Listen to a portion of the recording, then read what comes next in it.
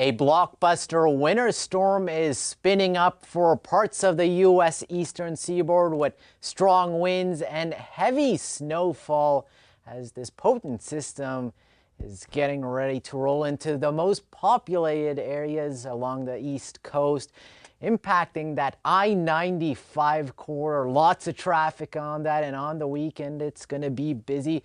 The National Weather Service already breaking out the crayons with a whole slew of warnings and watches in place. Blizzard warnings for many counties all the way from Virginia up to Massachusetts, including a blizzard warning for the entirety of Long Island. This is the first time in 4 years that you have one for New York City and Long Island, thanks to a combination of snow and strong winds for a prolonged period of time.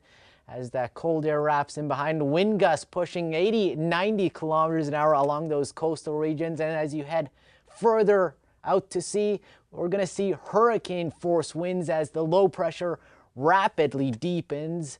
With all these ingredients coming together, that precipitation begins along those coastal regions Sunday afternoon and then really picks up steam as we head into Sunday evening through the overnight hours into Monday morning before departing. Swath of heavy snowfall with up to 2 feet on the way.